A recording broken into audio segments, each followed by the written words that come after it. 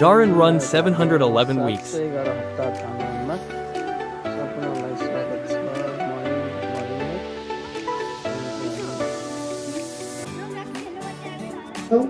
यदि तपाईहरु अनलाइन गर्न चाहनुहुन्छ भने अनलाइन गर्दा पनि भयो र यसरी यो फर्म स्वयं आएर फर्म भर्छु भन्दा पनि यहाँ छँदैछ है।